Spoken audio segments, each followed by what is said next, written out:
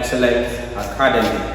Let's look at yet another problem on dimensional analysis.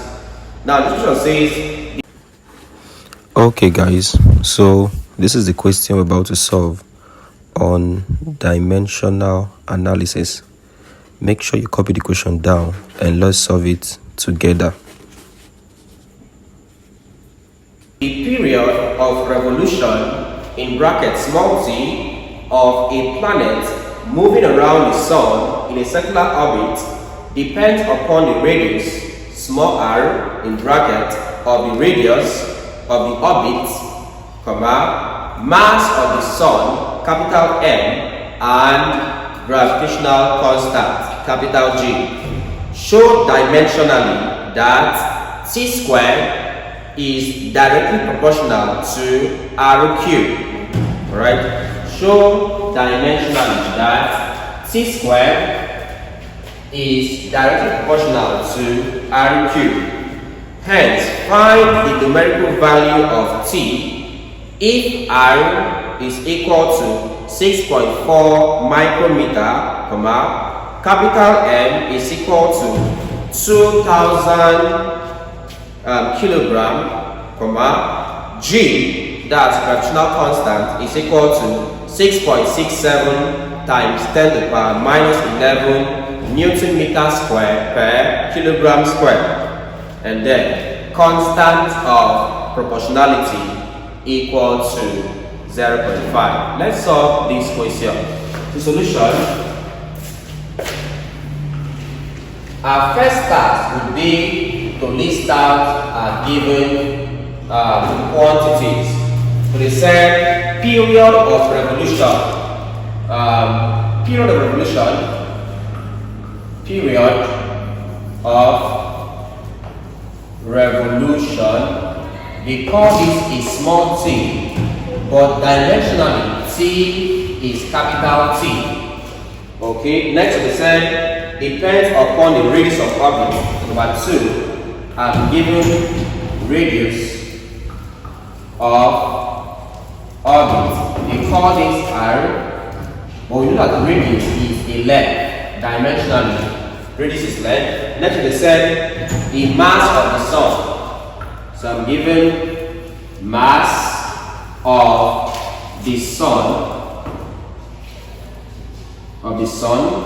that's M. Radius, the dimension of mass is capital M.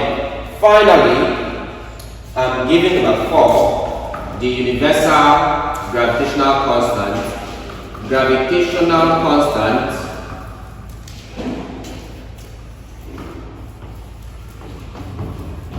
we call this G, and we said the dimension for G is m to the power minus 1 L cubed and t to the power minus 2, as we discussed in our previous class. Alright, if you want to know how we get this value of t, L, m, and this, we already discussed this in the previous class. I'll leave a link to the class in the description of this video, so you can check it up there. Alright, let's continue with this question. So we said in each of this question here, if you observe in the question, you will see that all the parameters will depend on one parameter, or perhaps one parameter will depend on all other parameters. In this case, it says the period of revolution of a planet moving around the sun in circular orbit depends on the others. So it is the period T that depends on the other ones. That's the radius dot the mass dot gravitational constant. That's G. So I have this. And we said, of course, you attach your superscript r to the power x dot n to the power y dot g to the power z. I have this. To take off this one, we put an equal to and introduce a constant r to the power x dot n to the power y dot g to the power z. So I have this. So we said for this now, of course, they give us k from the equation at 0.5. But for now, we ignore k. Let's ignore k for now and work without k. Alright, so t is equal to r over x dot m over y dot g over z. So we have this. Alright, if I now imputing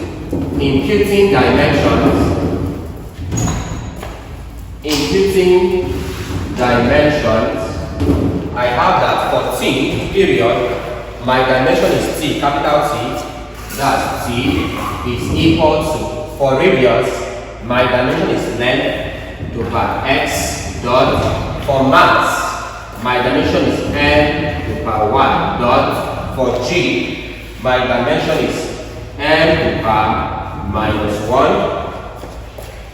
n cubed, t over minus 2z. Alright, so I have x, y, z. So the next step is to expand this.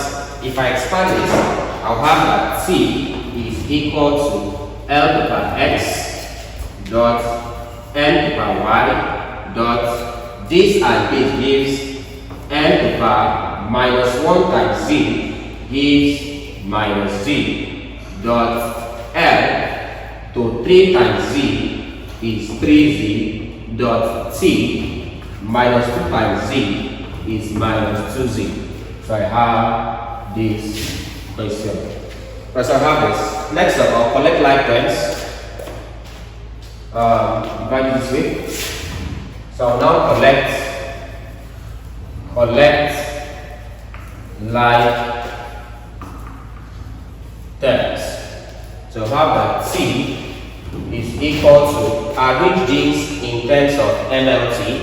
It becomes n to the power y dot n to the power minus z dot l to the power x dot l to the power 3z dot t to the power minus 2z. Alright, so I have this. So from here I have that t is equal to, from the law of indices, when two bases are multiplying n, we say add their parts. The parts of n here, y minus z. So y minus z dot n into this and this, x plus 3z dot t to minus 2z. So I have this. So at this point now, next up is to comparing parts or comparing indices or comparing degrees. For n, on the left hand side, there's no n, so the power is 0 is equal to, on the right hand side, the power of n here is y minus z. This becomes my first equation. For n, on the left hand side, there is no f, so I have 0 is equal to, on the right hand side, the power of n here is x plus 3z, call this equation 2. Finally, for t, the power here is 1, so I have 1 is equal to, the power of t here is minus 2z. I have my third equation. So I have three equations here. Equation 1, 2, and 3. From 1, 2, and 3, I would have to get the values of x, y, z. So obviously, the easiest equation to solve here is this one here, equation 3, because it has one unknown. So from equation 3, let's get z. So I have that 1 is equal to minus 2z divided by minus 2 divided by minus 2. This cancels this. So it means that z is equal to minus 1 over 2. Observe I move in minus upwards because in mathematics it's improper to leave a denominator as a negative term. It's improper. So of course, in a case like this where I have a negative denominator, simply carry the minus upwards. So that's the concept. Alright, if you've gotten z as minus 1 over 2, let's put z into 1. So put z equal to minus 1 over 2 into equation 1, so we can get y. From 1, we have 0 is equal to y minus z. So it means that 0 is equal to y minus what z? Z is minus 1 over 2. So I have this. So 0 is equal to y minus minus plus 1 over 2. How do I get y? Move this over here. So I have that minus 1 over 2 is equal to y. So I've gotten z as minus 1 over 2. I've gotten y as minus 1 over 2. I'll put z into this equation to get the value of x.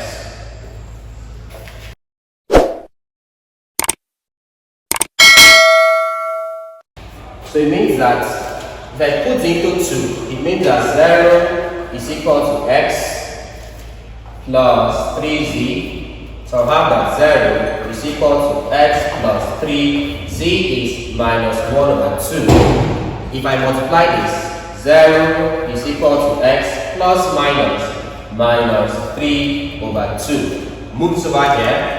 3 over 2 equal to x. So therefore, I have x as equal to 3 over 2. I have y as minus 1 over 2. I have z as minus 1 over 2. I've gotten the value of x, y, z. Now recall that we said t is equal to k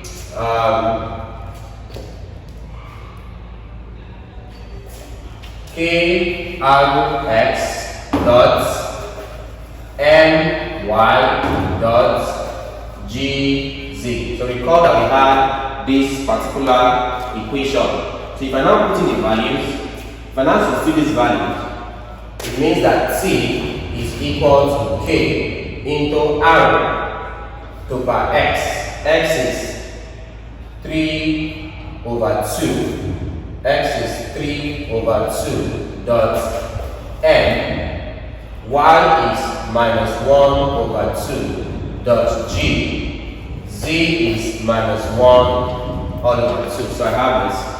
Let's solve this. So this is now t being equal to k.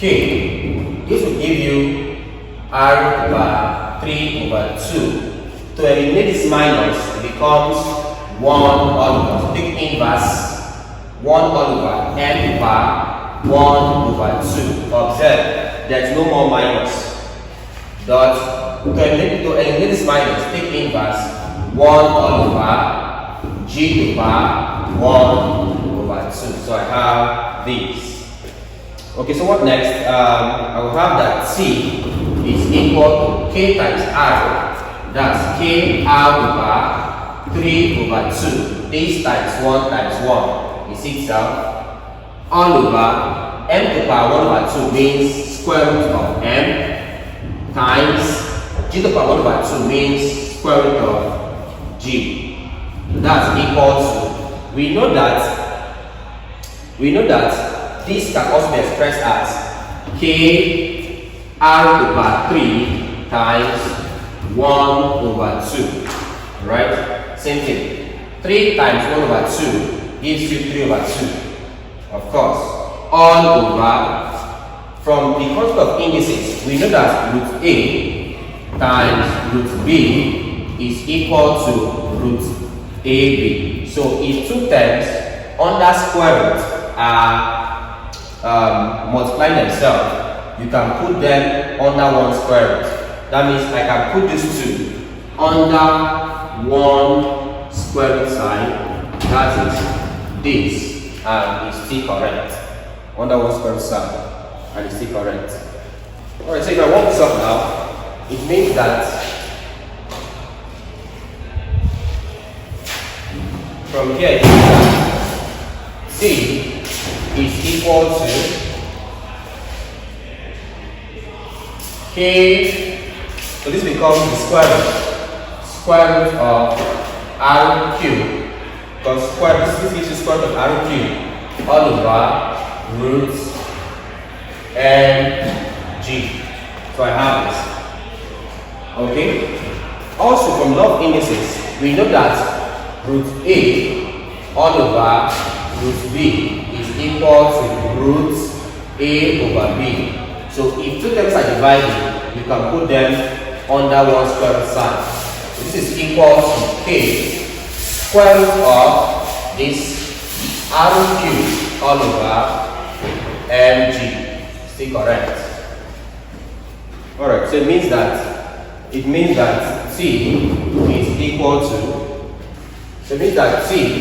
equal to k square root of r cubed all over mg. Alright, let's eliminate this. To eliminate this, we have to square both sides. If I square both sides, it means that t squared is equal to k square root of r cubed over mg, this all squared. So if I square this, it means that t squared is equal to k squared. Square affect k gives you k squared. Next one, if I square a square root to cancel out, so this square cancels the square root, it becomes r cubed all over mg. Alright, so this square cancels the square root and it's off. From here, it means that t squared is equal to k squared r cubed all over mg. From here now, you can see that t squared is directly proportional to r cubed. From here, so you can see that is t squared is directly proportional to what? R cubed. This was what we were asked to prove. So this one has been proven. We've proved this. Alright, let's look at the part B of this question. The part B says to find the numerical value of t. To find the numerical value of t, we have to use this equation. So it means that t is, but before then, they said r radius is equal to 6.4 micrometer. That becomes 6.4. Micro is times 10 to the power minus 6 meters. This r. They give us mass m as equal to 2,000 kilogram. They give us gravity, universal gravitational constant, as 6.67 times 10 to the power minus 11 Newton squared per kilogram squared. So I have this. They also give us constant of proportionality as 0.5. Alright, let's get this done. So it means that t is equal to k. K is 0.5. This equation now. Then the square root of r cubed. R is 6.4 times 10 to the power minus 6 cubed. R cubed all over mg. M is 2,000 times g. G is 6.67 times 10 to the power minus 11. So I have this. From here it means that t is equal to 0.5 into the square root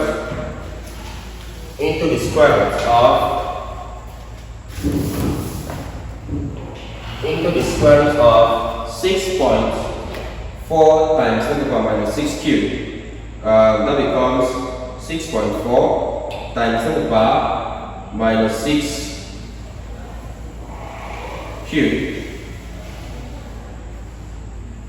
6.4 times 10 to the power minus 6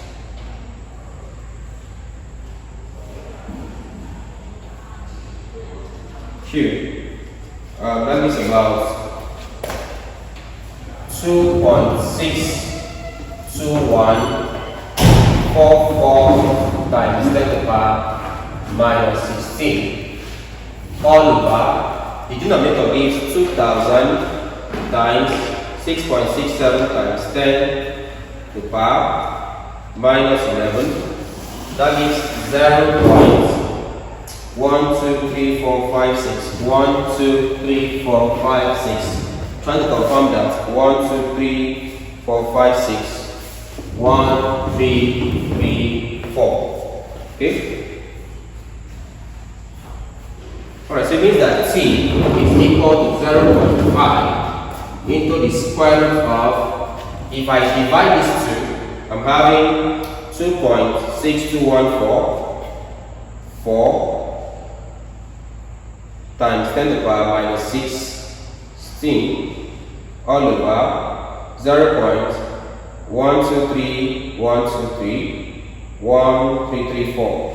That's about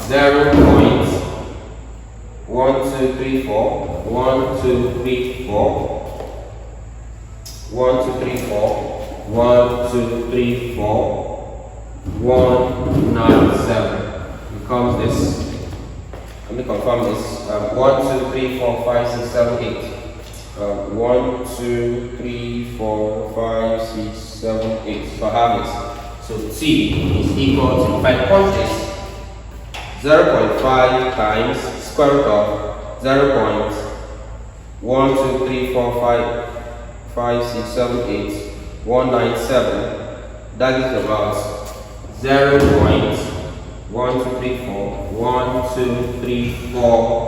222 seconds. In index form, 2.22 times 10 to the power 1, 2, 3, 4, 5 minus 5 seconds. So I have this value. Right, so that this becomes the answer. Right, so this is how we solve this particular question.